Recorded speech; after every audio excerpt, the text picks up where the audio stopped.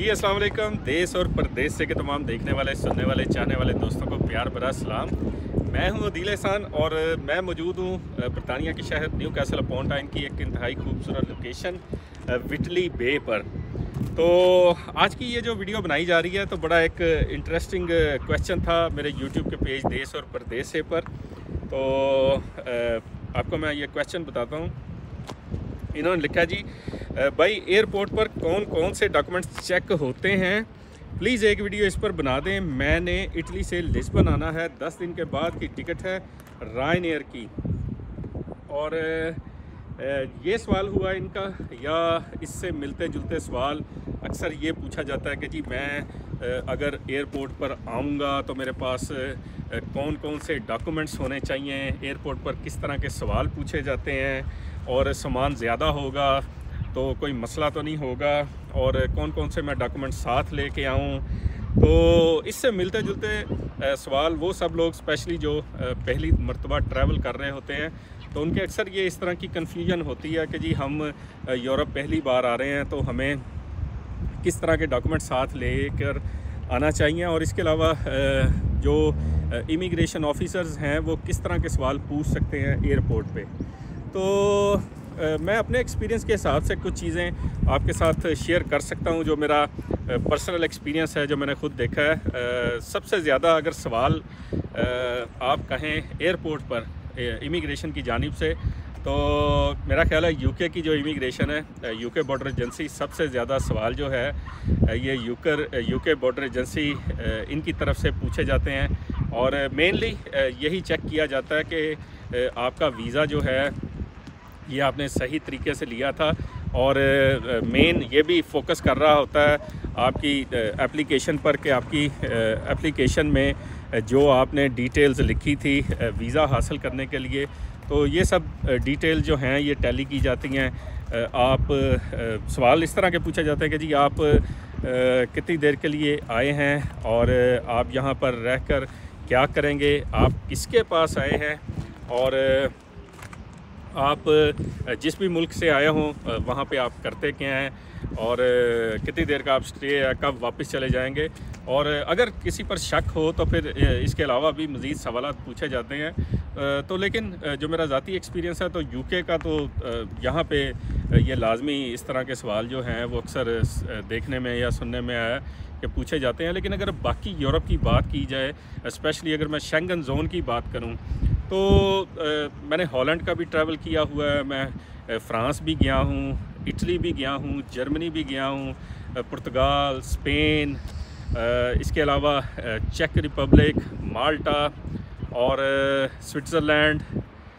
इसके अलावा और भी काफ़ी ज़्यादा ममालिक हैं जो ये शेंगन जोन के हैं। तो इन तमाम ममालिक में मैंने नहीं देखा कि कोई ख़ास सवाल आपसे पूछा गया हो। मेन यही होता है कि सिर्फ़ आपका जो है ये पासपोर्ट लिया जाता है, और इसके बाद अगर आपके पास रेजिडेंस कार्ड मौजूद है तो वो देखते हैं, और सिर्फ यही देखा जाता है कि आपके पास जो ये डॉक्यूमेंट्स हैं तो ये ओरिजिनल हैं या नहीं। तो ज़्यादा सवाल जो हैं वो नहीं किए जाते। तो वापस चलता हूँ आपके इस सवाल की तरफ। जो आपका सवाल था, ये जो इटली से आ रहे हैं, तो जो लोग इटली से पुर्तगाल की तरफ ट्रैवल करते हैं या बाकी यूरोप के जो ममालिक हैं, शेंगन जोन की बात कर रहा हूँ, तो मोस्टली तो ये वैसे ही होता है कि इमिग्रेशन जो है वो उस तरह से नहीं होती।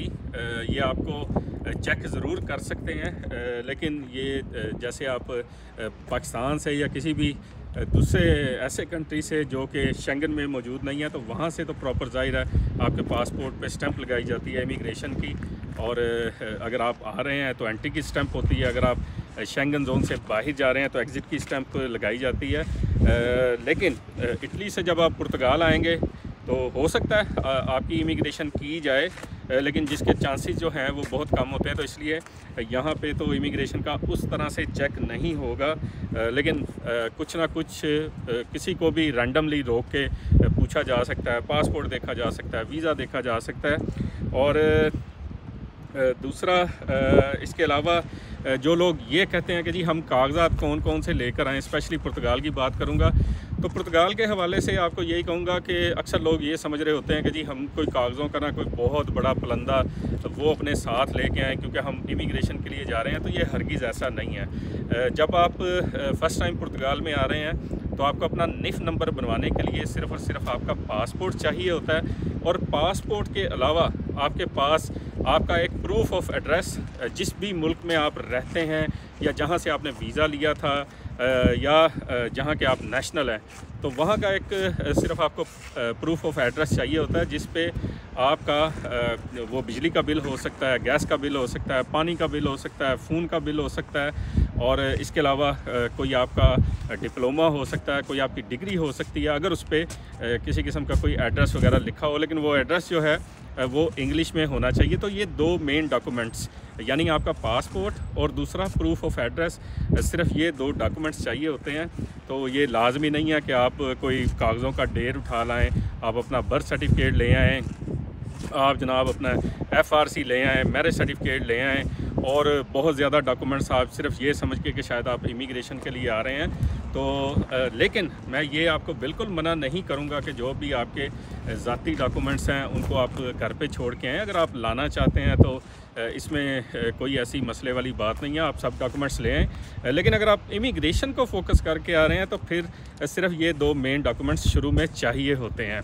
और इसके अलावा ये भी पूछा जाता है कि जी मैं कितना सामान लेके आऊँ साथ, और कहीं मैं ज़्यादा सामान लेके आऊँगा तो कोई शक तो नहीं किया जाएगा। तो देखें, ये सामान आप जितना भी सामान आपकी जो एयरलाइन है वो आपको अलाउ करती है, मिसाल के तौर पे जो ज़्यादा से ज़्यादा मैं जानता हूँ जो वेट अलाउड है तो वो 46 किलो के दो बड़े बैग, यानी 23-23 किलो के दो बैग वो आपके साथ होने चाहिए। इसके अलावा एक हैंड कैरी जो है तकरीबन 7-8 किलो का, तो ये अलाउड है मैक्सिमम जो वेट है। तो बाकी ये आपकी ट्रैवल टिकट पे डिपेंड करता है। अगर आपने किसी ऐसी क्लास की या ऐसी एयरलाइन की टिकट ली है जो थोड़ी सस्ती है तो उसमें बाज़ दफ़ा वेट जो है वो कम भी होता है, 23 किलो का भी एक बैग हो सकता है, 30 किलो भी हो सकता है। तो ये डिपेंड करता है कि आप किस एयरलाइन की टिकट लेके आ रहे हैं। लेकिन अगर आप 46 किलो ही वज़न लेके आएंगे, अगर आपकी एयरलाइन की तरफ से अलाउड है, तो इसका ये मतलब हरगिज़ नहीं है कि आपको कोई इमिग्रेशन वाले रोक के ये सवाल पूछेंगे जी कि आप इतना ज़्यादा सामान क्यों उठा के लेके आए हैं। तो वैसे भी जब आप फ़र्स्ट टाइम आ रहे हैं या रूटीन में भी अगर ट्रैवल कर रहे हैं, तो जब आप इमिग्रेशन के काउंटर पर जाते हैं ना, तो जहाज़ से निकलने के बाद जो पहला काउंटर ही आपने जिसका आपको सामना करना पड़ता है, तो वो होता ही इमिग्रेशन का काउंटर है। जो आपने अपना सामान लेना होता है वो इमिग्रेशन होने के बाद आप कलेक्ट करते हैं बेल्ट से। तो इस मामले में भी आप बिल्कुल बेफिक्र रहें, आपको बिल्कुल भी परेशान होने की या घबराने की ज़रूरत नहीं है कि जी अगर आपके पास सामान ज़्यादा हुआ तो पता नहीं आपकी वो इमिग्रेशन में किसी किस्म का मसला होगा, या आपसे ये पूछा जाएगा जी कि इतना ज़्यादा सामान आप अपने साथ क्यों उठा के ले आए हैं। तो ये थोड़ा सा मैं चाहता था कि ये एक्सप्लेन किया जाए डॉक्यूमेंट्स के हवाले से, सामान के हवाले से। इससे मिलते जुलते अक्सर सवाल पूछे जाते हैं, वो तमाम लोग पूछते हैं जो स्पेशली पहली दफ़ा ट्रैवल कर रहे हैं या इमिग्रेशन के लिए पुर्तगाल आ रहे हैं। तो उम्मीद है कि मैंने अपनी अकल समझ के हिसाब से जो भी आपको आज की डिटेल्स बताई हैं, तो इससे नए आने वालों को शायद कुछ फ़ायदा हो सके। आप सब अपना ख्याल रखिएगा, दुआ में याद रखिएगा। इससे मिलते जुलते या कोई भी आपके सवाल हो तो कमेंट में लाजमी लिखिएगा, मैं इंशाल्लाह पूरी कोशिश करूँगा आपको जवाब देने की। अल्लाह हाफिज़।